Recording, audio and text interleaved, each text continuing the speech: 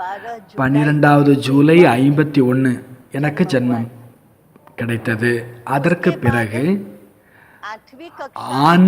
நான் 6வது வகுப்பு படிச்சுட்டு இருந்தேன். அப்பொழுதிலிருந்தே என்னுடைய வாழ்க்கையில 2 லட்சியம் எடுத்துக்கொண்டேன்.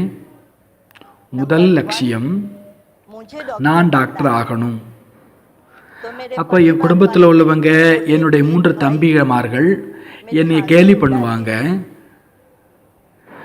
நீ கரப்பான் பூச்சியை பார்த்தே பயப்படுற, பிறகு எப்படி நான் டாக்டர் ஆக போறேன்னு கேலி பண்ணுவாங்க. நான் சொல்வேன், நான் செஞ்சு காண்பிப்பேன், டாக்டர் ஆகி காண்பிப்பேன். என்னுடைய 8வது வயதிலிருந்தே இந்த லட்சியம் பக்காவானது.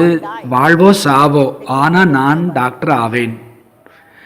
2வது லட்சியம் இருந்தது, நான் ஒரு பொழுதும் திருமணம் செய்து கொள்ள மாட்டேன்.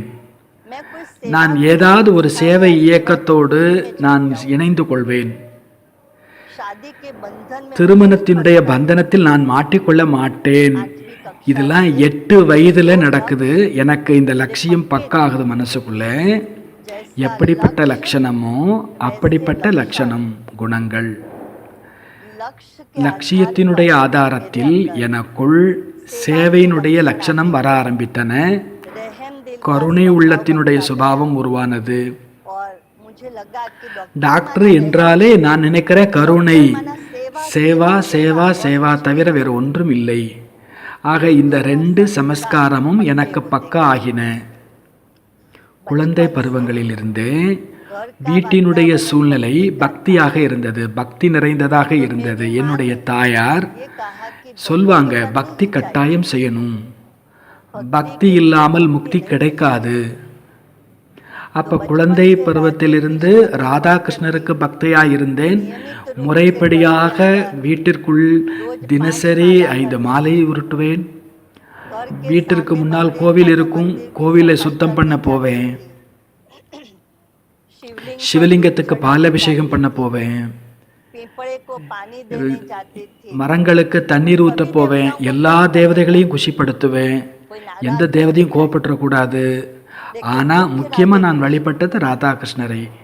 அப்படி குழந்தை பருவத்திலிருந்து பக்தி செய்து செய்து செய்து நான் MBBS 2ஆம் ஆண்டு வரை, 72ஆம் ஆண்டு வரை பக்தி தொடர்ந்து நடந்தது.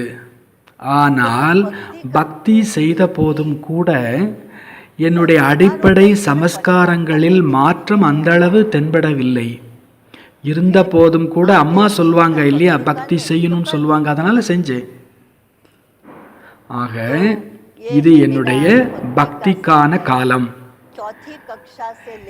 என்னுடைய 2nd MBBS வரைக்கும் எனக்கு இந்த பக்தியினுடைய பழக்கம், குணம் இருந்தது.